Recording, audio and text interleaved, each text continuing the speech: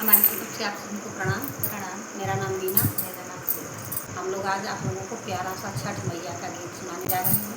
हमें पूरा विश्वास है आप लोगों को पसंद आएगा। चैनल को सब्सक्राइब करें, लाइक करें, शेयर करें। कमेंट में ज़रूर आप लोग बताइए कि हम लोगों का गाना आप लोगों को कैसा लगता है। बहुत बहुत धन्यवाद। बनी जा बलमा जी का हरिया, बहानी घाटे पहुँचा, बहानी घाटे पहुँचा। बनी जा देवरा जी का हरिया, बहानी घाटे पहुँचा, बहानी घाटे पहुँचा। चना बास के बहानिया, बहानी घाटे पहुँचा, बहानी घाटे चना बास के बहानिया, बहानी घाटे पहुँचा, बहानी घाटे पहुँचा। बाटे का चलाता बाटोहिया,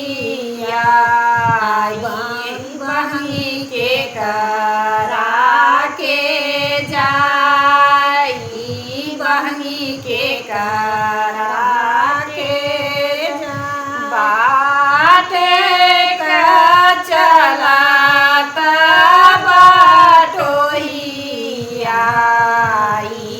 बहनी के करा के जाई, बहनी के करा के जाई। आखई तोरा फूटौ रे बाटोहिया,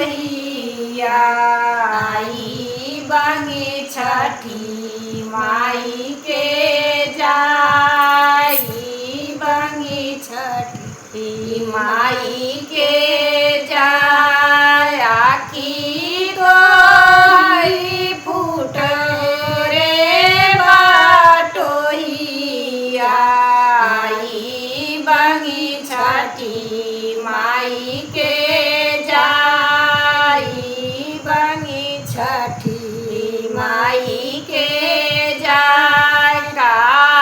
काचई बास के बहानिया, बहानी लचकत जाय, बहानी लचकती जाय। होई जा बलमा जी का हरिया, बहानी घाटे पहुँचा, बहानी घाटे पहुँचा।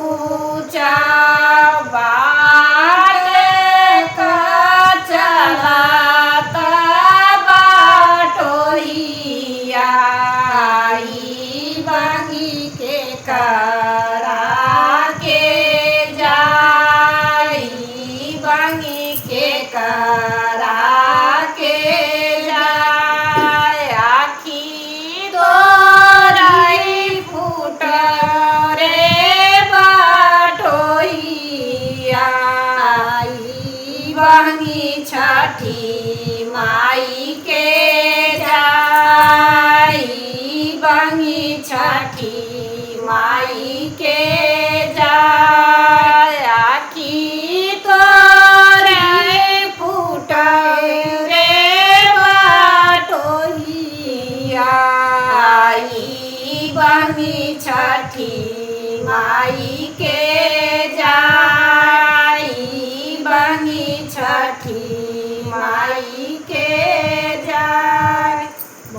धन्यवाद।